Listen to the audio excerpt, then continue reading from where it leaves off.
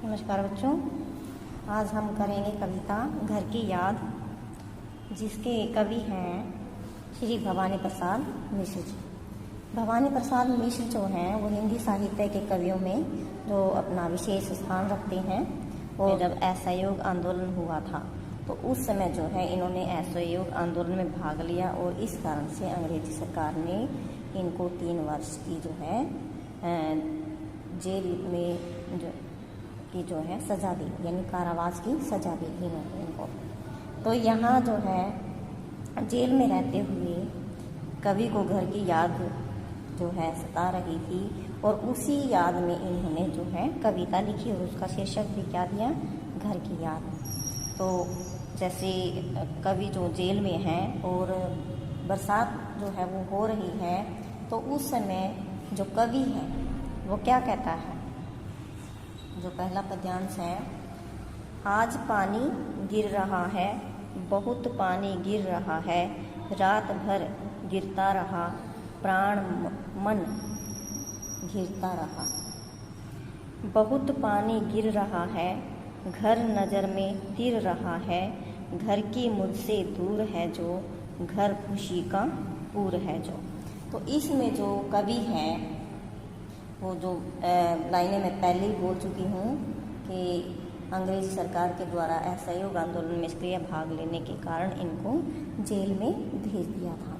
तो वहाँ पर जो इनका हृदय बहुत ही दुखी था और घर की याद आ रही थी और मन में जो है घर के प्रति इनकी संवेदना बढ़ती जा रही थी। तो कवि जो है इन पद्यांश में बोलता है कि आज बादलों से निरंतर पानी बरस रहा है, आज पानी गिर रहा है, बहुत पानी गिर रहा है। तो आज जो है बहुत जो बादल हैं वो बरस रहे हैं, रात भर गिरता रहा, प्राण मन में गिरता रहा। जो पानी है वो लगातार बहुत बरस रहा है। आज यह वर्षा जो है पूरी रात भर हो रही है। जैसे जैसे वर्षा का जो पानी है वो गिरता जा रहा है, बहुत पानी गिर रहा है, घर नज़र में तिर रहा है। यानी जैसे जैसे बरसात हो रही है, वर्षा का पानी जो है वो गिरता जा रहा है, वैसे वैसे कवि के हृदय और उसके प्राण घर की यादों से घिरते जा रहे हैं। यानी घर की याद आने के कारण उसका मन, कवि का मन जो है बहुत ही बेचैन हो रहा है। इस घनघोर वर्षा के समय में अपना घर कवि की आंखों के आगे तैर रहा है, घर नज़र में तिर रहा है, घर की मुझसे दूर है जो, घर खुशी का पूर है जो। इस संदेश बरसात के मौसम में जो कवि है, कवि का जो घर है वो उसकी आंखों के आगे तैर रहा है, अर्थात घर की जो स्मृतियाँ हैं उसकी आंखों के आगे उभर आई हैं। वह घर जो आज कवि से बहुत दूर है, जिसमें संपूर्ण खुशियाँ समाई हुई थी, आज वही घर इस वर्षा में रह कर कवि को याद कर रहा है। तो ये थे आपके जो प्रथम 2 स्टैंजे। अगला स्टैंजा है, घर में 4 भाई, मायके में बहन आई बाप के घर, हाय रे परिताप के घर।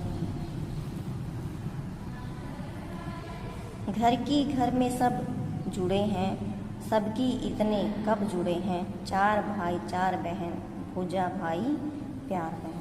अब इसमें जो कवि है उसको भाई और बहनों की याद आ रही है। तो जो कवि है वो कहता है कि उसके घर में 4 भाई हैं, उसकी बहन जो है वो मायके आई हुई है। यानी जो बहन है वो मायके में पिता के घर खुशियाँ बांटने आई होगी। कवि का कहना है कि जो खुशियाँ बांटने आई होगी, परंतु यहाँ आकर जब उसे भाई के जेल में होने का समाचार मिला होगा तो वह बहुत दुखी हो गई होगी। यानी बहन आई बाप के घर, बहन जो बाप के घर क्या करने आई, यानी अपनी जो है खुशी बांटने के लिए आई होगी, हाय रे प्रताप के घर। लेकिन यहाँ आकर के जब उसे पता चला कि उसका भाई जो है जेल में है, तो यह देख करके वो बहुत दुखी हो गई होगी। जो है सबको कवि के लिए व्यतीत देकर यहाँ खुशियों से भरा घर उसके लिए दुख का घर बन गया होगा। यानी जब घर परिवार वाले दुखी होते हैं तो लड़की जो है वो भी दुखी हो जाती है। आगे कवि कहता है, कि घर में सब जुड़े हैं, सब इतने कब जुड़े हैं, 4 भाई 4 बहन, भूजा भाई प्यार बहनें। कवि कहता है कि घर में जब सब इकट्ठे होते हैं तो ऐसे अवसर पर बहुत कम जो है ऐसे पल बहुत कम आते हैं, और जब सभी इकट्ठे हो जाते हैं, कवि कहता है कि उसकी 4 बहनें हैं और 4 भाई हैं, और जो प्यार है, इन जो भाई रक्षा करने वाली भुजाओं के समान है, तो बहनें उन भुजाओं पर बंधे हुए प्यार के धागे की भांति है। यानी कवि जो है कहता है कि जो भाई हैं वो मेरी भुजाएं हैं, और जो बहन हैं वो क्या हैं, उन भुजाओं की कलाइयों पर बंधे हुए धागे के समान प्रेम है, प्यार है। कवि को अपने भाइयों और बहनों का प्रेम याद आ रहा है, जिससे अब बहुत दुखी हो रहा है। तो ये था आपका अगला स्टैंजा। उसके बाद है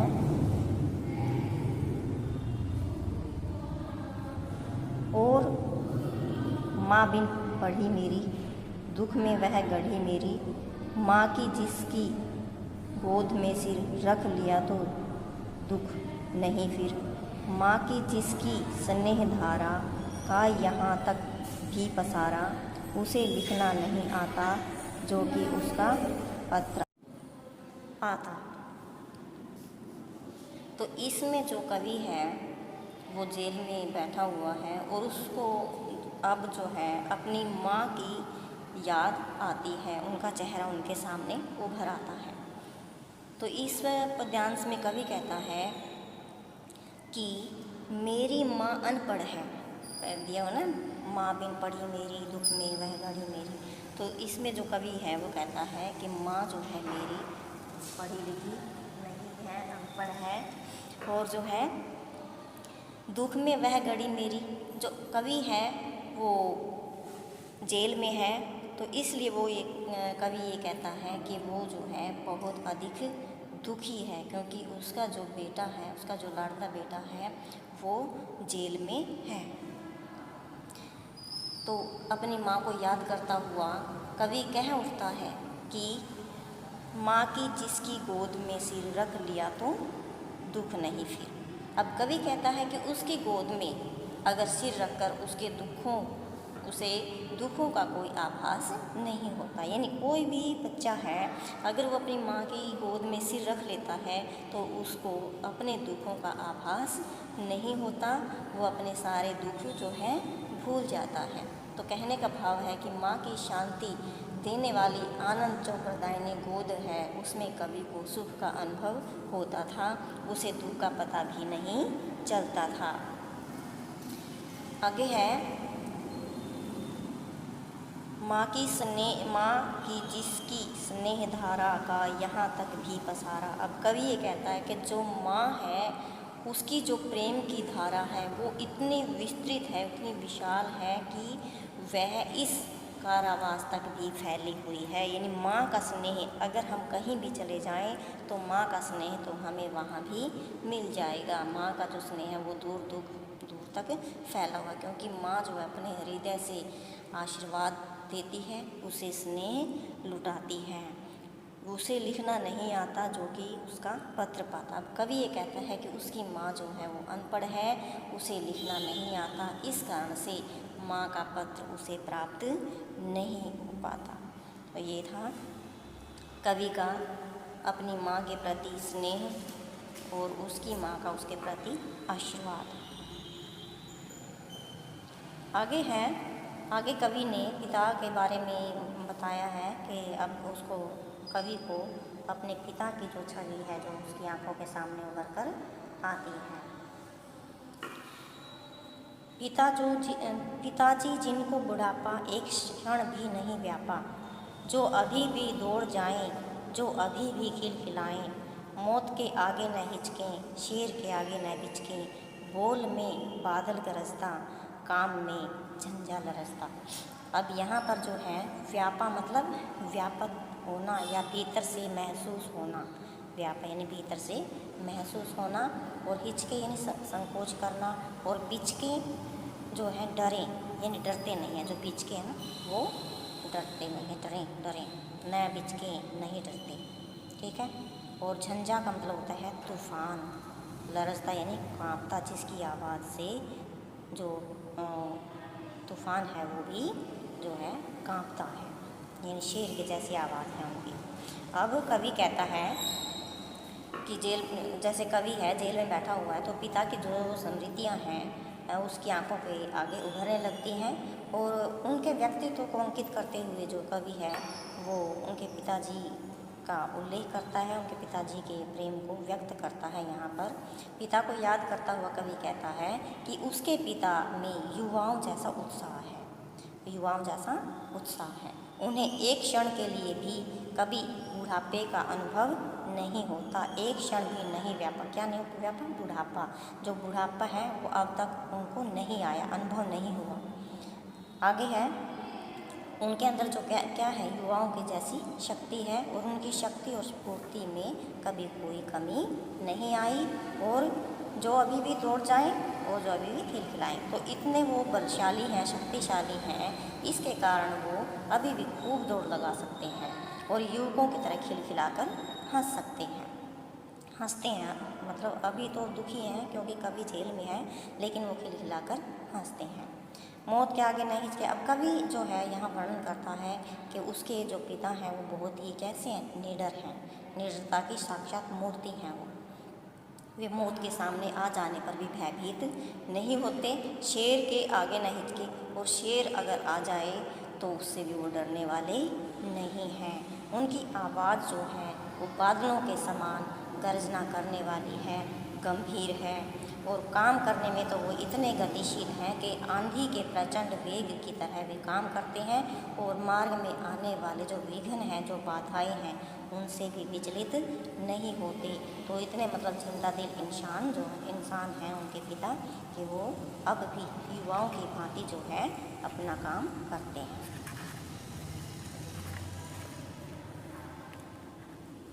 आगे है, आज गीता पाठ करके दंड 260 करके खूब मुकद्दर हिला लेकर मूठ उनकी मिला लेकर, जबकि नीचे आए होंगे नैन जल से छाए होंगे, हाय पानी गिर रहा है, घर नज़र में तिर रहा है।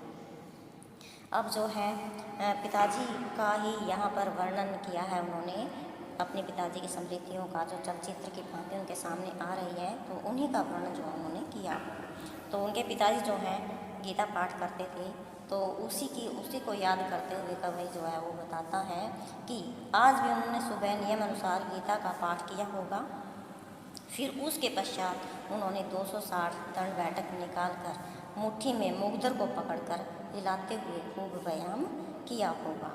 जो व्यायाम करते हैं, एक मोटा सा डंडा वो आगे से बिल्कुल मोटा होता है और पीछे मुट्ठी होती है, उसको पकड़ करके जो उसको गोल गोल घुमाते हैं, उसको मुकद्दर बोलते हैं। वे मुकद्दर को पकड़ करके जो उन्होंने खूब व्यायाम किया होगा। और फिर व्यायाम करने के पश्चात जब वो नीचे आए होंगे, जबकि नीचे आए होंगे नैन जल में छाए होंगे, हाय पानी गिरा। तो जब वो नीचे आए होंगे, उन्होंने अपने 4 बच्चों को देखा होगा और 5वें को ना देख करके क्या हुआ, वो रो पड़े होंगे, क्योंकि भाई भी है वहाँ पर, बहन भी है वहाँ पर, लेकिन वहाँ पर कवि नहीं है। जो उनके बिल्कुल लाडले पुत्र थे वो आज जेल में गए हुए हैं, और जब कवि के पिता ने कवि को नहीं देखा होगा तो क्या हुआ, उनकी आंखों में आंसू आ गए होंगे, वो रो पड़े होंगे। कवि ने यहाँ पर जो है व्यथित होते हुए कहा है कि आज बहुत पानी बरस रहा है, पानी के बरसने के साथ साथ ही आंखों में घर की स्मृतियाँ तैर रही हैं।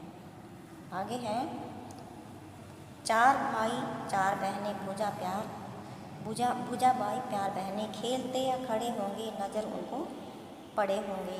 पिताजी जिनको बुढ़ापा एक क्षण भी नहीं व्यापा, रो पड़े होंगे बराबर 5वें का नाम लेकर। अब यहाँ भी जो है कवि ने अपने बहन भाइयों की स्मृति, अपने पिता की जो स्मृति है वो उनकी आंखों के सामने तैर रही है, और कवि यही सोच रहा है कि पिता जब गीता का पाठ करके नीचे आए होंगे तो वो उसको ना देख करके वहाँ रो पड़े होंगे, क्योंकि वहाँ पर जो है 4 भाई और 4 बहनें जो वहाँ पर हैं, प्यार जो है भुजा भाई हैं और प्यार बहनें हैं।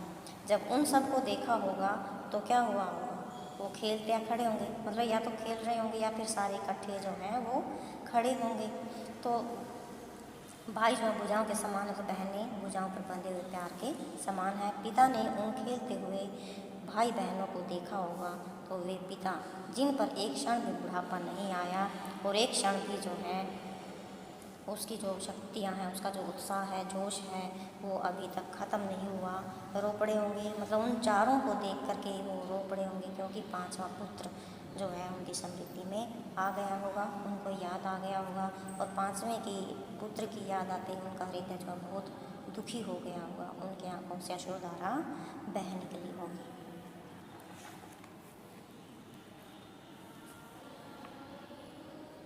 पांचवा मैं हूँ अभागा, जिसे सोने पर सुहागा। पिताजी कहते रहे हैं, प्यार में बहते रहे हैं, आज उनको स्वर्ण बेटे लगे होंगे उन्हें हेटे, क्योंकि मैं उन पर सुहागा बंधा बैठा हूँ अभागा।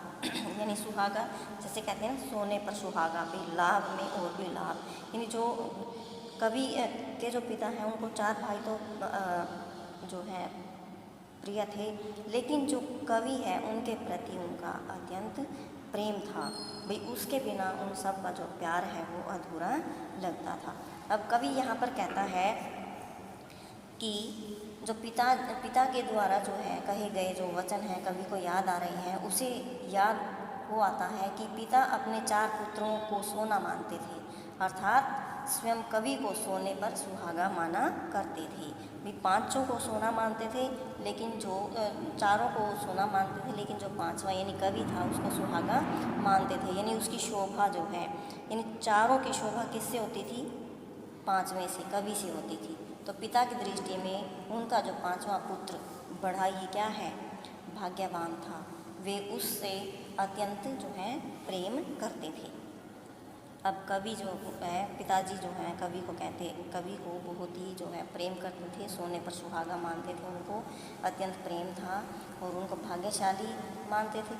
और कवि को लगता है कि आज वो कारावास में होने के कारण भाग्यहीन हो गया है, क्योंकि जो सोना है वो तो कवि के घर में है और जो सुहागा है वो कहाँ पर बैठा है, जेल में बैठा हुआ है। कवि जो स्वयं को अभागा मानता है, क्योंकि वह पिता की छत्र छाया से दूर है और यहाँ जेल में एकांत में बैठा हुआ है। कवि को ऐसा लग रहा है कि जब पिता ने अपने चारों पुत्रों को देखा होगा और पांचवें पुत्र जो उन्हें याद आया होगा, उस समय उन्हें अपने सोने के समान लगने वाले चारों पुत्र गौण लगे होंगे, यानी तुच्छ लगे होंगे, क्योंकि सोने पर जो सुहागा है वो कहा जाने वाला पांचवा पुत्र आज वह उनके पास नहीं है, अर्थात कवि तो भाग्यहीन बनकर जेल में बंद है। यह सोचकर पिता को अत्यंत कष्ट हुआ होगा और माँ ने कहा होगा, दुख कितना सहा होगा, आँख में किस लिए पानी, वहाँ अच्छा है बाबा।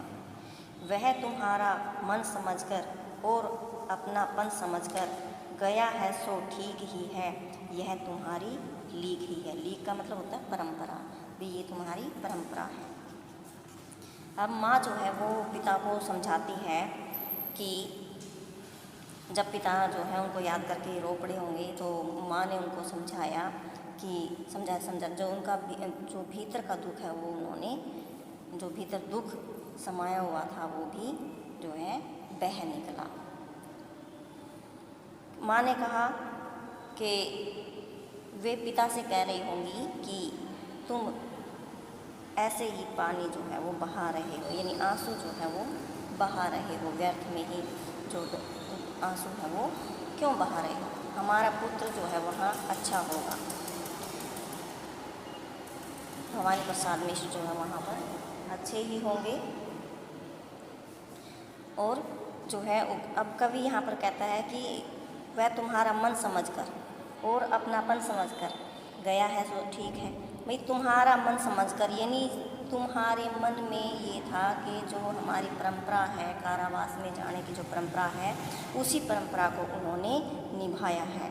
और अपनी परंपरा को निभाने गया है, तो वहाँ पर जो भवानी है जेल में, वो ठीक ही है, क्योंकि यही जो है तुम्हारी परंपरा है। यानी अपने देश के प्रति न्यौछावर होना, यही तुम्हारी परंपरा है। इसी को कवि ने कायम रखा है और इस परंपरा को उसने टूटने नहीं दिया। तो यहाँ पर जो कवि की माँ है वो उनको धैर्य बंधाती है और दुखी न होने के लिए कहती है। पाँव जो पीछे हटाता, कोख को मेरी लजाता, इस तरह हो न कच्चे, रो पड़ेंगे और बच्चे। अब कवि ये जो कवि की जो माँ है वो उसके पिता को समझाते हुए कहती है, अगर वो कारावास में न जाता, अर्थात जब अंग्रेज उसको पकड़ने के लिए आए, जबकि वो आज़ादी की लड़ाई लड़ रहा था, अगर वो पीछे हट जाता, अगर वो उनसे संधि कर लेता कि मैं असहयोग आंदोलन में भाग नहीं लूँगा, तो क्या होता, वो मेरी कोख को लजा देता, मेरे दूध को जो है वो लजा देता। ये अनुचित कार्य होता और इस कार्य के लिए वो किसको लज्जित करता, मेरी कोख को लज्जित कर देता। आज जो है अपने कर्तव्य को पूरा कर हमारा मान ही बढ़ाया है। तो इस तरह जो है कवि की जो माँ है उनको समझाती है कि यदि तुम इस तरह धैर्य रखोकर रो पड़ोगे तो तुम्हें देखकर जो बाकी बच्चे हैं वो भी क्या हो जाएंगी, वो भी रो पड़ेंगे, उनका जो धैर्य है वो भी टूट जाएगा। पिताजी ने कहा होगा, हाय कितना सहा होगा, कहाँ मैं रोता कहाँ हूँ, धीर मैं खोता कहाँ हूँ। अब कवि जो है ये कहता है कि जब माँ ने उसको समझाया होगा तो पिता ने कैसे अपने दुख को अंदर छिपा करके कवि की माँ को ये बोला होगा कि जो है कि मैं कहाँ रो रहा हूँ, कहाँ दुखी हो रहा हूँ, हाय कितना, पिताजी ने कहा होगा हाय कितना सा, मतलब कवि जो है ये कहता होगा पिताजी ने अपने दुख को छिपाते हुए अंदर दुख को छिपाया होगा और कैसे इतने दुख को उसने सहा होगा, ये कहते हुए कि मैं नहीं रोता, अपने धैर्य को मैं नहीं खोऊंगा, अपना धीरज नहीं खोता। यहाँ कवि जो है स्पष्ट कर रहा है कि पिता उसकी माँ से अपने अश्रु और अपना दुख छिपाने का प्रयास कर रहे हैं। हे सजीले हरे सावन, हे कि मेरे पुण्य पावन, तुम बरस लो वे न बरसे, पाँचवें को वे न बरसे। अब कवि जो है सावन को वो कहता है कि हे सजीले सावन, कि मेरे पुण्य पावन, सावन को संबोधित करते हुए कहता है कि हरे भरे सजे हुए सावन, तुम बड़े ही पवित्र और पुण्य स्वरूप वाले हो। मैं चाहता हूँ कि मेरे घर जाकर खूब बरसो, तुम बरस लो तो वे न बरसें, भी खूब बरसो, तुम्हारा बरसना मुझे स्वीकार है, परंतु इतना करना कि मेरे पिता माता पिता के जो नेत्र हैं वो उनमें आंसू न आए, वो मेरे लिए ना तरसें। मेरी जो है उनको क्या करना, मैं मज़े में हूँ सही है, घर नहीं हूँ बस यही है, किंतु यह बस बड़ा बस है, इसी बस से सब वीरस है। अब कवि ये कहता है कि उनको जो है मेरा संदेश देना जा कर के वे अपने चारों पुत्रों के बीच में खुशी का अनुभव करें और मुझ पांचवें पुत्र को वो ना तरसें, कभी ना तरसें। और हे सावन, तुम उन्हें जाकर मेरी खुश क्षेम बताते हुए ये कहना कि मैं यहाँ पर ठीक हूँ, मैं बहुत मज़े में अपना जीवन व्यतीत कर रहा हूँ, केवल एक ही कमी है कि मैं घर पर नहीं हूँ, मतलब मैं घर पर नहीं हूँ, यही कमी है, बाकी मुझे कोई कमी नहीं है, बस मैं मज़े में हूँ, मुझे बस घर के बीच न होने की कमी ही है और इसके अतिरिक्त मैं यहाँ सब जो है सुख भोग रहा हूँ। और जेल की इस पीड़ा को सहते हुए मुझे सब कुछ रसहीन लग रहा है, वीरस, इसी बस में सब वीरस। भाई मैं घर से दूर हूँ, इसी कारण से क्या है, मुझे सारे जो अच्छी चीज़ें हैं वो भी क्या लग रही हैं, बुरी लग रही हैं, जो रस वाली चीज़ें हैं वो भी रसहीन लगती हैं। ये सब मेरे माता पिता से कभी न कहना, भाई ये मत कहना कि भाई जो बस मैं यहाँ पर हूँ, मैं बहुत दुखी हूँ और मुझे सब जो रसीली चीज़ें हैं, जो अच्छी चीज़ें हैं वो भी मुझे नीरस लगती हैं, ये मत कहना। बस उनको कहना कि मैं यहाँ पर जो है खुश हूँ, ताकि वो वहाँ पर खुश रहें।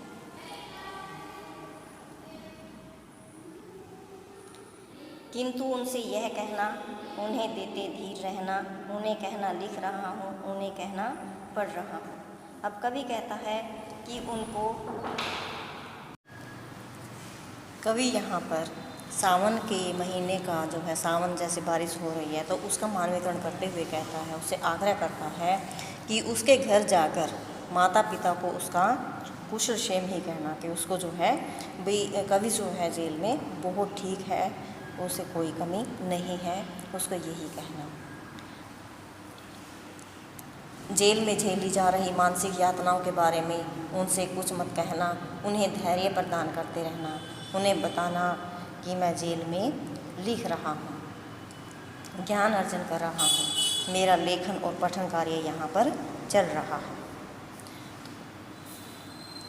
उन्हें कहना कि मैं यहाँ पर जो है निरंतर काम करता हूँ कि कहना, नाम करता हूँ कि कहना, चाहते हैं लोग कहना, मत करो कुछ शोक कहना। अब कवि कहता है कि उन्हें जाकर ये कहना कि मैं यहाँ पर कार्य करने में लगा हुआ हूँ, यानी पढ़ लिख रहा हूँ, ज्ञान अर्जन कर रहा हूँ, कार्य कर रहा हूँ, मैं उन्हीं के नाम को रोशन करता हूँ, नाम करता हूँ कि कहना, मैं उनके नाम को रोशन कर रहा हूँ। यहाँ के सभी लोग मुझे बहुत चाहते हैं और मुझसे अच्छा व्यवहार करते हैं।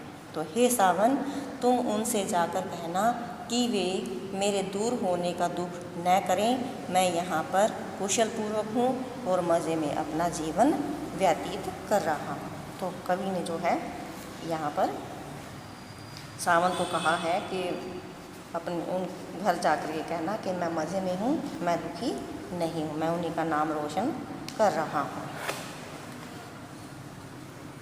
आगे है, और कहना मस्त हूँ मैं, कातने में व्यस्त हूँ मैं, वज़न 70 सेर मेरा और भोजन ढेर मेरा, कूदता हूँ खेलता हूँ, दुख डटकर ढेलता हूँ, और कहना मस्त हूँ मैं, और यूँ न कहना अस्त हूँ मैं। अस्त मतलब जैसे सूर्यास्त हो जाता है, छिप जाता है, या हारा हुआ इंसान जिसको कहते हैं। जो कवि कहता है सावन को ही संबोधित कर रहा है यहाँ पर, हे सावन, तुम घर जाकर ये कहना कि मैं यहाँ पर मस्ती से भरा हुआ जो जीवन है वो बिता रहा हूँ, और यहाँ पर मैं बहुत ही व्यस्त हूँ, मैं मस्ती में अपना जीवन जी रहा हूँ, और क्या कर रहा हूँ, कातने में व्यस्त हूँ, यानी मैं जो चरखा चलाते हैं यहाँ पर, जैसे गांधी जी जो हैं परंपरानुसार, जो गांधी जी हैं वो चरखा चलाते थे, तो कवि भी यही कहता है कि गांधी जी की परंपरा को मैं निरंतर आगे चला रहा हूँ और चरखा कातने में लीन हूँ। वज़न 70 और भोजन ढेर सारा मेरा, और मेरा वज़न जो है कितना हो गया है, 70 सेर हो गया, यानी मैं स्वस्थ हूँ। मतलब ये कहना जा कर के मैं स्वस्थ हूँ और मैं बहुत सारा भोजन करता हूँ, यानी भोजन भी मैं अच्छे से करता हूँ और मेरा वज़न भी 70 सेर हो गया है। और आगे कवि कहता है कूदता हूँ खेलता हूँ, कवि कहता है मैं यहाँ कूदता भी हूँ और खेलता भी हूँ। और कवि ये कहना चाहता है कि मैं जो है यहाँ पर बेफिक्र जीवन बिता रहा हूँ, मैं अपने दुख डट कर झेलता हूँ और दुखों का सामना जो है वो बड़े ही शक्तिशाली तरीके से करता हूँ। और उनको कहना कि मैं जेल में मस्त हूँ, मुझे कोई भी दुख नहीं है, और ना ही मैं जेल में रहते हुए मैं हारा हूँ। मतलब जो विपत्तियाँ हैं, जो परिस्थितियाँ हैं, विपरीत परिस्थितियाँ हैं, उनके सामने मैंने हार नहीं मानी है, मैं उनका डट करके सामना कर रहा हूँ। हाय रे ऐसा न कहना है कि जो वैसा न कहना, कह न देना जागता हूँ, आदमी से भागता हूँ।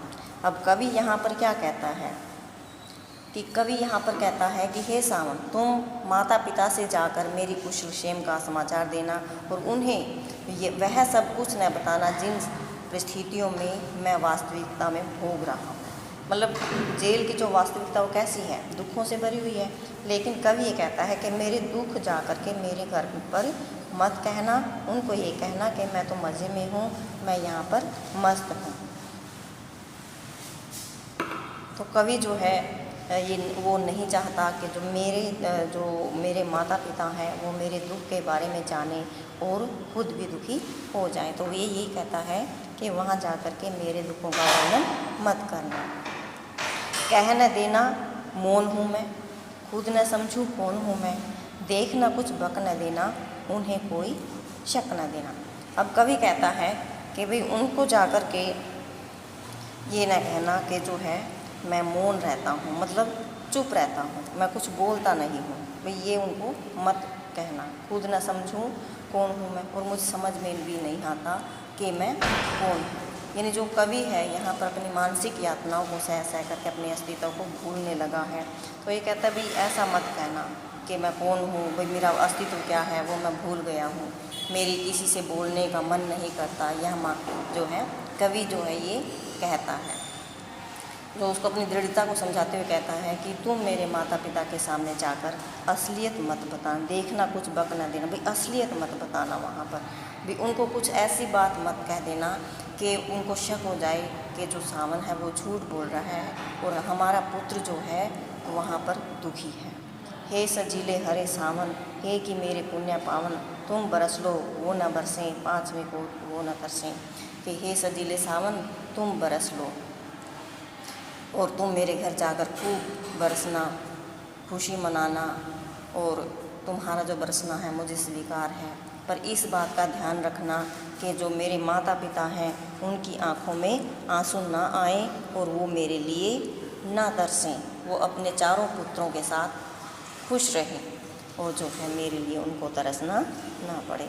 तो बच्चों ये थी कविता आपकी घर की याद, भवानी प्रसाद मिश्र जी के द्वारा रची हुई। तो आप इसको जो है पूरा सुनिए और इसके क्वेश्चन करने की कोशिश कीजिए। धन्यवाद।